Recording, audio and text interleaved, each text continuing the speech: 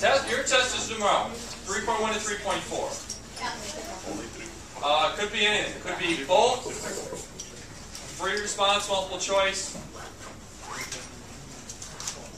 So be prepared for all of it.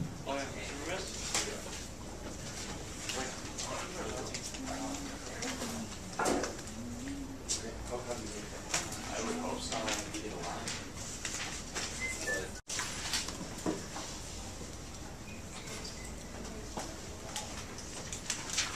Let me know when you guys are ready.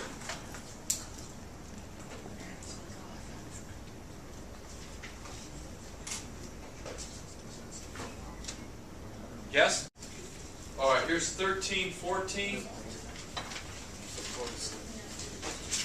All right, 13, the acceleration function is 6t squared minus 18t plus 12. In order to find when the acceleration, the time when the acceleration equals 0, you set that equal to 0 and then solve for the t. Does that make sense? And then you would back solve, you plug those times into your velocity function or absolute value of it to solve for the speed. Does that make sense, you guys? 14, 14, all of them's a family of functions. Stop looking at me. Got to go away in the middle of class. Can you see what he wants, Mr. Ken? Yeah. So here's a bunch of functions whose derivative is 3x squared. Okay? Now what's and this is what the second semester is going to be. You're going to be given the derivative. What was the original function? Well, it could have been x cubed, yes? It could have been x cubed plus 7. It could have been x cubed minus pi.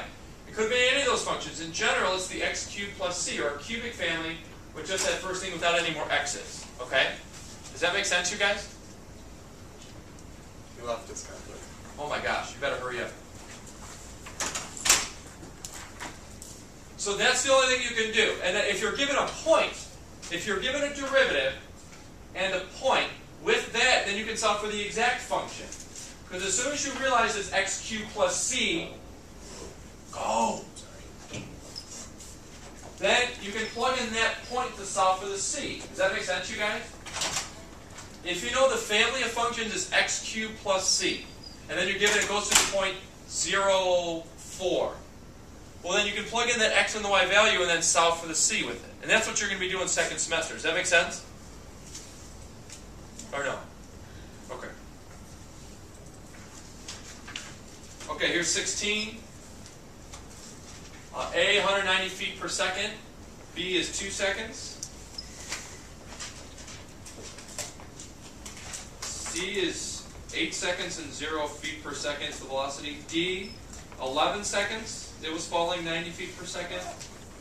E, about 3 seconds. And F is, the acceleration is the fastest right before the engine stopped. Did it make sense to you guys where the engine stopped? It's where you have that whole huge acceleration shooting up, up, up. And even though it goes like that, right then is when the engine stopped. Because it's still going a positive velocity. It's just not shooting, increasing as much as it was. And the only thing it has going for it is gravity taking it down. So the velocity is decreasing starting at that point, as soon as the engines turn off. Even though it's still going in the positive velocity, it's decelerating. Okay? All right, 20. 20 we're going to talk about. 21, here's a graph. So S prime of 1 is negative 12 in 21. 23, the body changes direction whenever you go from a plus or a minus to a plus in a velocity function, that's when you change direction. So not just when it equals 0, that's when you check. But then you check for the change in sign. Okay? That happens at 2 seconds and 7 seconds. 23B, it's moving at constant speed between 3 and 6 seconds. Now here's a graph for your speed. If you ever want to graph speed, it's going to be the absolute value of the velocity graph. Does that make sense, you guys? Anything that was negative, you just flip back up to the positive. And that'll give you a speed graph. Then here's a bunch of values for D.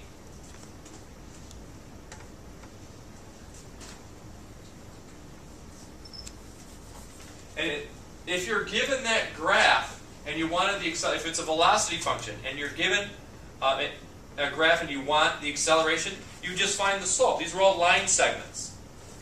So you can just find the slope, and that would have the value for the acceleration. Does that make sense, you guys? All of those line segments in your velocity graph, if you took the derivative of it, yeah. I just have a question. Why is the dot on 10 seconds for the Well, you can take like derivative at an endpoint. It's got that different definition, just like continuity at an endpoint. So it's just like the one-sided derivative. Where what happens at point 3? Why are those open circles? because it's just Yeah, well, the derivative from the left is not equal to the derivative from the right. On the velocity graph, it's got a corner. So the derivative of that is not going to exist at that point. So it's going to have open circles at all the corners for the graph. But in between, it's just equal to the value. Does that make sense? Yes or no? Okay. So your acceleration graph is just going to be a bunch of little line segments. Because it's going to be the slope of each line segment. It's going to be the derivative of each of those velocity segments.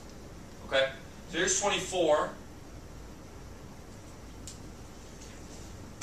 So the particle is moving left when the graph has a negative slope between 2 and 3 and 5 and 6. It's moving right when it has a positive slope between 0 and 1. And it's standing still between 1 and 2 and 3 and 5. And then for B, the speed in the first section is 2 centimeters per second, 0 between 1 and 2, 4 centimeters per second between 2 and 3, 0 centimeters per second between 3 and 5, and 2 centimeters per second between 5 and 6. Yeah? It says between 5 and 6 is moving right. It says that? Is that what it says? No, that's saying it's between 5 and 6, it's moving left. Right? Yeah. Yeah, it's got, that's the first part right there. Between 5 and 6, moving left, negative slope 2 and 3, and 5 and 6. So here is your velocity graph. It's just these line segments. And then the speed graph is just going to be anything that's negative becomes positive. So those pop up top. Okay? Here's 25. It's moving forward when the velocity is positive, between 0 and 1 and 5 and 7. It's moving backwards between the times of 1 and 5. It's speeding up when the signs are different, or when you're approaching the x-axis. So that's between 1 and 2, and 5 and 6. And it's slowing down when the signs are different, or it's approaching the x-axis, between 0 and 1, 6 and 7, and 3 and 5. Okay?